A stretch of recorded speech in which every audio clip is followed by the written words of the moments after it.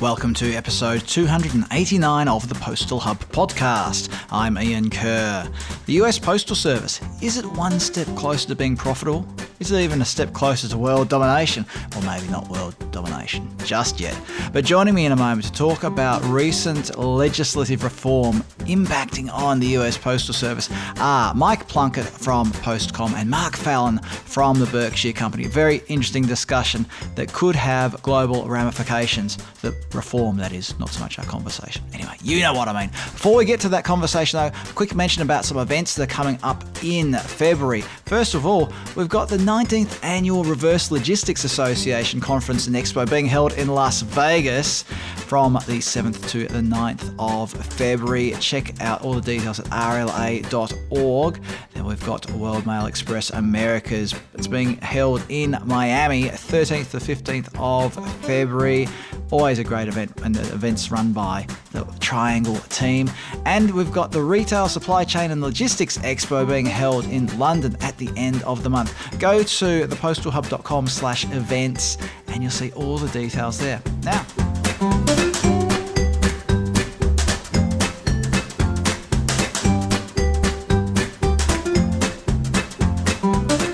joining me on the line are Mark Fallon, president of the Berkshire Company, and Mike Plunkett, president of PostCom. Well, Mike, welcome. It's the first time we're featuring you on the podcast. Before we get stuck into things, just tell everybody really quickly what PostCom is. Oh, well, thank you, Ian. It's great to be with you. PostCom is a trade association. We represent users of the mailing and shipping system, predominantly in the United States, but our members also do lots of international business as well. And one of the things that you, me, and Mark have in common is how should we put it, Mark, a family link to the postal sector? We are all oops. And for the uninitiated, what is an oops? An oops is the offspring of posties. My dad was a postal worker. And Mike, I think we figured out my dad worked for your dad at one point. That's correct. My mother also worked for the Postal Service, so from both sides of my family tree. Now, enough of this indulgent talk, everybody. We're going to get stuck into the topic at hand here, which is postal reform and the legislation behind postal reform in the USA. Now, this sounds like a very US-specific topic, but, well, I should ask the question. Mike and Mark, why should anybody outside the USA care about legislative reform or anything to do with reform of the US Postal Service? Well, one thing I would point out is that postal systems around the world are increasingly dependent on e-commerce shipments, and the U.S. economy is, I believe, the largest importer of e-commerce goods from around the world. So anything that would impact the health of the postal system in the United States has some international implications. Mark, do you want to add anything to that? Well, I think that as we saw UPU reforms just a few years ago, that the Postal Service in the States is willing now, I would say, to not just carry the big stick, but swing the big stick when it comes to international rates, shipping, parcel rates, et cetera. And having actual reform here in the States is going to impact that. Well, Mark, why don't you give us a bit of an outline of what this postal reform is or what's been put into law? So the law had 9 main components. And the first, which was the most contentious, was it eliminated the prepayment of future retiree health benefits. It also will require future retirees to enroll in Medicare. Here in the States, that's the government-run insurance scheme. It allows the Postal Service to provide non-postal products and services, but only for government agencies. That might be federal agencies, state agencies, local agencies, and for indigenous people, tribal agencies. It requires an integrated package and mail services network, and that's really important as to what Mike was just saying. It also requires the Postal Service to make deliveries 6 days a week. That was never actually mandated by law before. It mandates greater transparency on performance. It increases, this sounds a little bizarre, but it increases the number of copies a rural newspaper can send to non-subscribers from 10% to 50%. It requires a study and requires reform of flats processing. It adds language around selecting transportation methods, allowing the Postal Service to use more ground. and it increases the Postal Regulatory Commission and includes them in the appointment of the USPS Inspector General. Now, there's a lot there, and don't worry, everybody, we're not going to go into an in-depth discussion of all 9 aspects of this legislation. But let's start with this idea of the prepayment of future retiree health benefits. Mark, we spoke about this a few years ago on the podcast, and whenever people talk about the financial performance of the US Postal Service, this is thrown into the mix. Previous Postmaster Generals didn't seem to be able to get any movement on this. So, Mike, what do you say about this? I mean, is this a big win for DeJoy or a big win for the Postal Service? It is an enormous win for Mr. DeJoy and the Postal Service. It essentially wipes $57 billion of liabilities off of the Postal Service's balance sheet, something that had been plaguing previous Postmasters General. So it's a major win for Mr. DeJoy.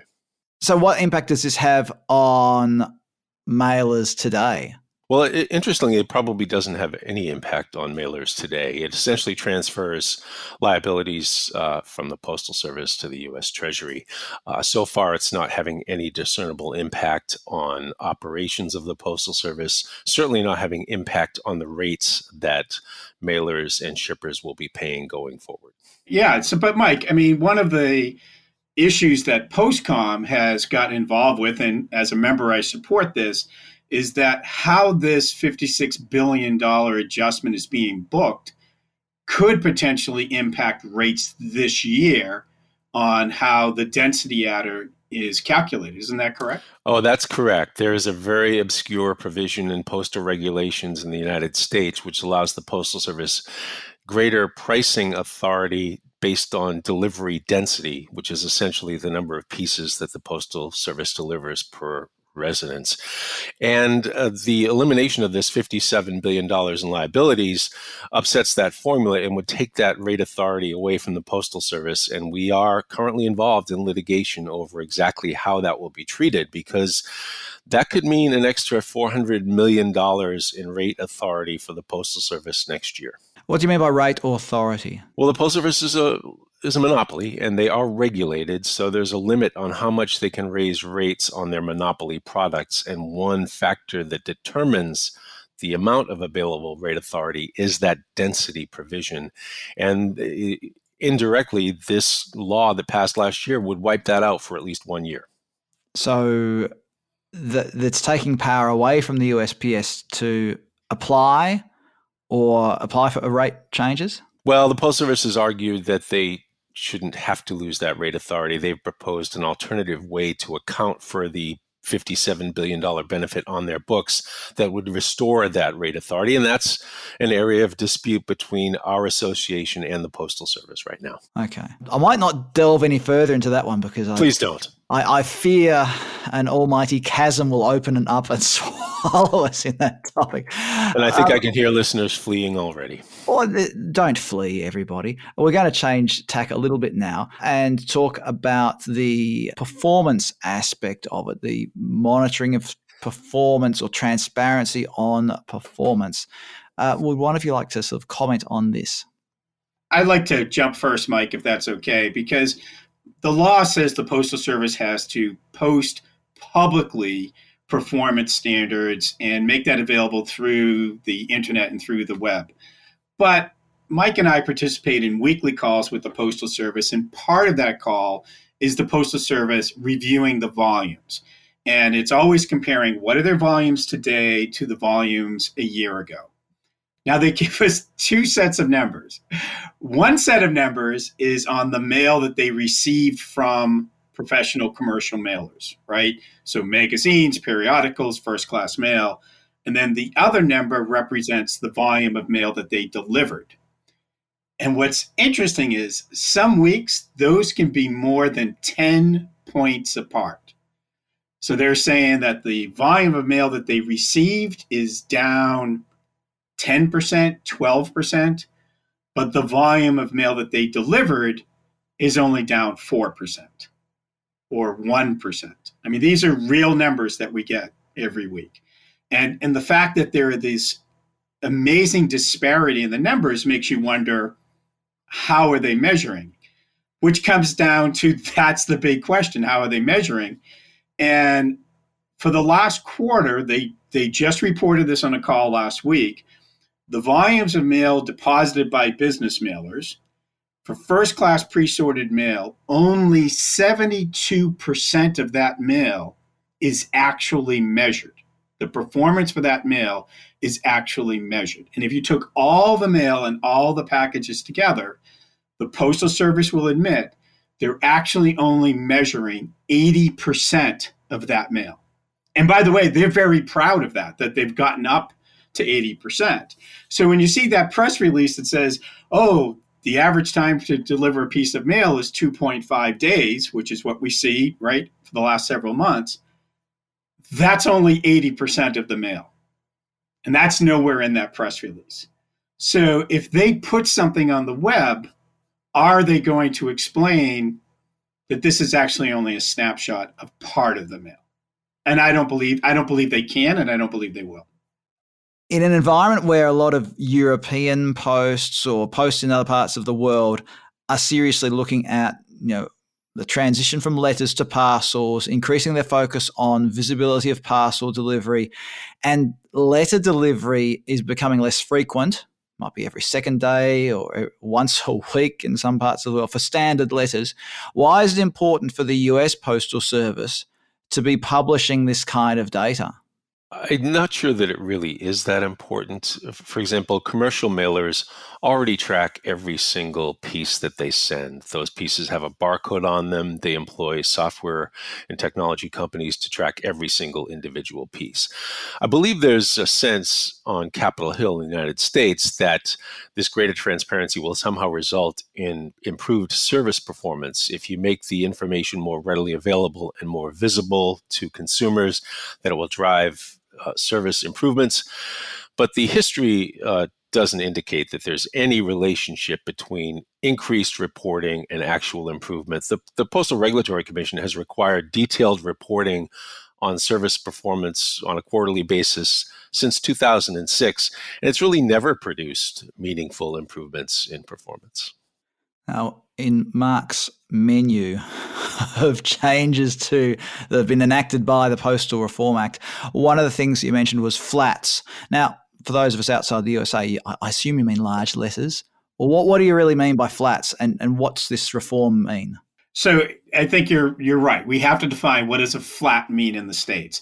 And it does mean large letters, but it also means catalogues and it means periodicals. And while those may not be as prevalent in the rest of the world, here in the States, catalog mailing is still a significant driver for retail purchases. It's very important. And the Postal Service has floundered for decades on how these flats are processed, both in timeliness and in the condition of the flat when it arrives. And we're really seeing that, I think, probably because it's measured and reported, as Mike was saying, by the individuals, is on periodicals. So if you're trying to say, yes, we want you to come to our website, but we also want you to get the hard copy of this magazine, if it doesn't show up for 2 or 3 days, or worse, it doesn't show up, then that value goes down, which means revenue dollars go down, how are you going to keep that periodical going? There's another element to this as well, which is that for the Postal Service, virtually all of flat-sized pieces lose money, meaning the Postal Service receives less in revenue than it costs to process and deliver flats. And because of the way the Postal Service is regulated, that requires above average rate increases for that format. And so partly as a result of that and the service issues that Mark flagged, flats volumes have been declining precipitously for the last 15 years. And so there's a real fear that flats are being driven from the system, and the law seems to attempt to try to understand why that is happening and what can be done about it. And Mike, you brought up 15 years, and I think it was probably now 18 years ago that the Postal Service invested billions into new flat sorters. And they called it the flat sequencing system. the FSS. Yes, the last major capital investment purchase by the Postal Service back at the turn of the century, 21st century, and by all accounts, unsuccessful. And this year, finally, the Postal Service is decommissioning that equipment and taking those um, machines out of their network, and unclear exactly what impact that's going to have. One thing it is already doing, though, it's reducing visibility into the network. So when Mark talked about the proportion of pieces that escape service reporting, flats are a big part of that, because the flat sequencing system was the way the Postal Service gained visibility into its network for those pieces. And now that they're being decommissioned, there is less visibility and less transparency on that network stream. And the key is that the Postal Service says, okay, we're finally going to decommission this equipment that doesn't work. But they haven't said, this is how we're going to replace it and make it more efficient. So, fool me once, shame on you, fool me twice, right? And so this study, depending upon how it's done and who is involved with it, could significantly impact how flats are processed for decades to come. And there's a direct impact on, I think, international periodicals. So I have a lot of friends who subscribe to different hard copy periodicals from Europe. Now, a lot of those are printed and mailed from the United States, right? Great being able to do that digitally, but that hard copy means a lot. So, the London Times, right? The Economist, some of these very important magazines, how are they going to be processed? And the answer is, right now, I don't think the Postal Service can tell you how that's actually being done. Now, one of the things that you mentioned earlier on, Mark, was about opening up, what was it? The exact words you used are something like providing non-postal products and services, but limited to government agencies. And that sounds like the reform you have when you're not having a reform, right? Now, what are they serious?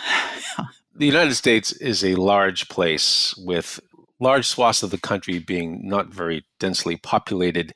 And so there's long been a belief that the Postal Service's underutilized retail network, which comprises tens of thousands of post offices still, could be used to provide other kinds of government services from either localities or state-level government operations. For example, I know the Postal Service is already testing kiosks in some retail locations to provide driver licensure, something they really would not have been allowed to do before, would have been more difficult. So is this going to have a material impact on the Postal Service's finances? Most likely not. But there's a widely held belief that the Postal Service could be utilized to provide some of these services, especially in far-flung areas of the country where it's more expensive for localities and states to provide those services.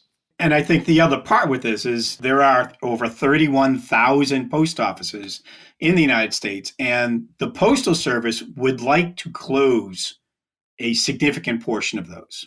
And Mike's giving me a look of he's not sure. And I'm sorry, but everything that I hear from Postmaster General DeJoy is we need to be cost efficient. And it's very clear in the law that that's not why post offices have to be present, right? Physical post offices.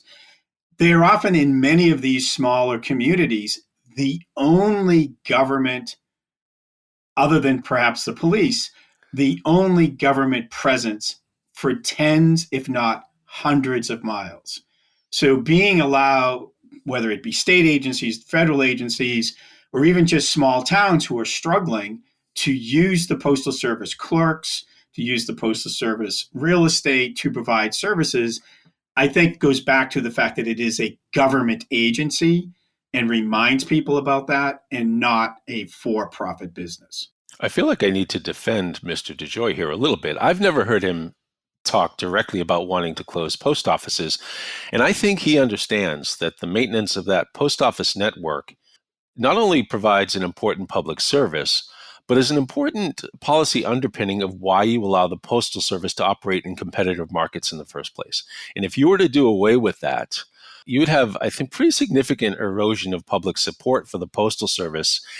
And I'm just not sure that the cost savings would be worth it. And Lewis is a smart guy. I have a feeling he understands that. Well, I could venture many opinions on post offices, but we're running out of time. And I wanted to ask you both something a bit more delivery related before we wrap up. I'm sure there are people listening to this thinking, oh, yeah, it's nice to talk about letters and flats and a little bit about post offices, but what about parcels? Given the huge volume of parcels that the US Postal Service carries every year. And as you've sort of hinted here, they deliver where nobody else does. Was there anything in this legislation relating to parcels, or is it just business as usual or business as unusual, as the case may be, when it comes to parcels? It does, and it's in language that you may not recognize unless you've been following it closely, which is that language that requires an integrated package and mail services network. And this directly impacts how the Postal Service can calculate pricing and defend itself from complaints from, for example, UPS or FedEx on how pricing is being calculated. And that's where it hits its most. And if there's one thing that's clear, and I know Michael and I will completely agree on this, that Mr. DeJoy is not taking his eye off the parcel market. Yeah, I mean, if I would argue that the optimal number of delivery days for mail is not necessarily the same as the optimal number of delivery days for parcels. But this law does require mail to be delivered 6 days a week, which means that, if the Postal Service otherwise decided that they only wanted to deliver mail 3 days a week, then all of a sudden those 3 days of delivery costs would all shift over to the package side of the business. And as Mark indicated, that would create some upward pressure on prices. So this indirectly and not explicitly, but does impact the Postal Service's ability to maintain its status in the package delivery market. It's always interesting to keep your eye on the parcel delivery market in the US because there's so many interesting things happening. Well, expanding into Sunday delivery, or in some companies' cases, retreating from Sunday parcel delivery. There's always something happening there. But I suppose my last question then has to be the burning issue that everybody wants me to ask. Were delivery drones mentioned in legislation at all? Well, sure, because they weren't specifically called out, but it does allow the Postal Service to look at the optimal transportation method. And Ian, I mean, let's face it, we know drones are optimal, right?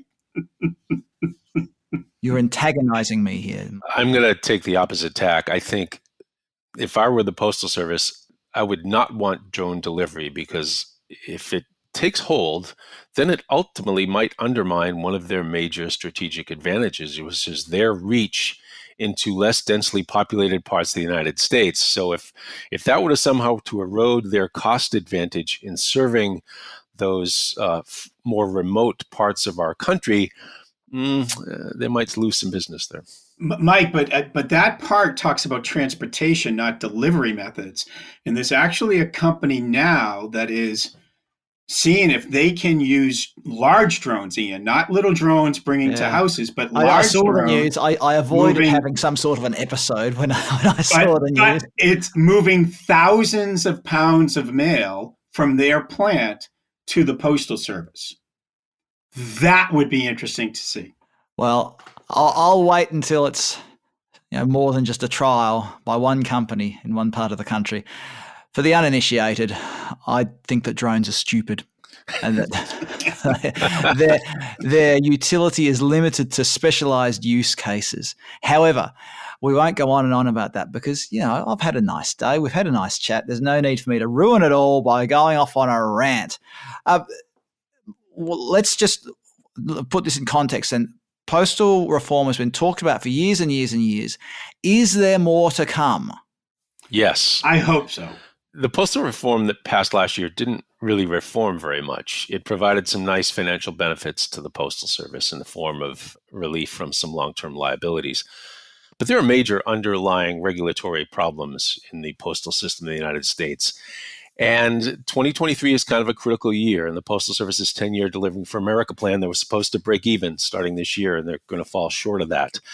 And so if losses start to pile up, there'll be a fair sense of urgency for reform.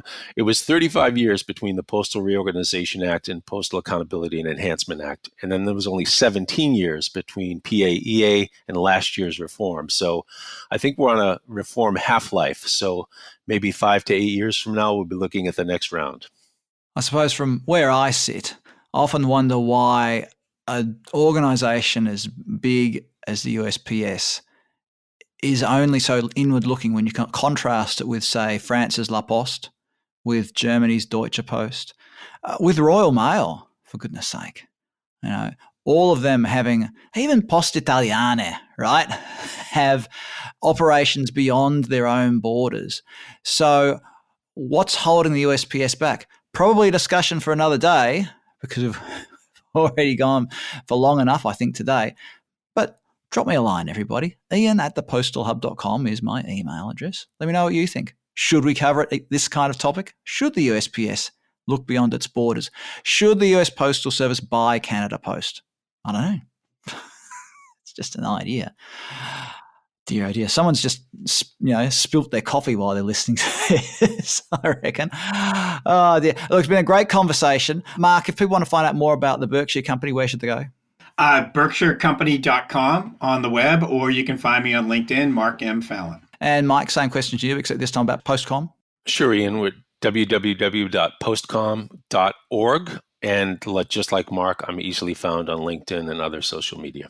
Mike Plunkett, President of PostCom, and Mark Fallon, President of the Berkshire Company, thank you very much for joining us on the Postal Hub podcast today. Thank you, Ian. Thanks, Ian.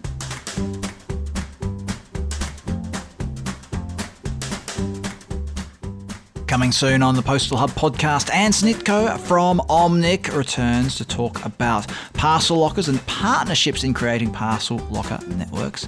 Paul Kirby, the EV van expert, will join us to talk about the adoption of electric vehicles in delivery fleets and other commercial fleets. Two great conversations. Don't miss them. Make sure you sign up to the Postal Hub email newsletter. Go to thepostalhub.com, follow the links to sign up for the newsletter. Remember to subscribe to the podcast in your favourite podcast platform so that every time a new episode is released or dropped, as some people say, I don't drop them, I release them. Like releasing an animal into the wild. You have no idea what happens to it after that. Anyway, ponder that one as you hit subscribe in your favourite podcast platform so that you get every episode of this podcast as it's released.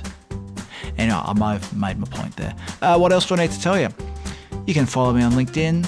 You can subscribe to the Daily Delivery Digest, which is a nice email to get in your inbox every day.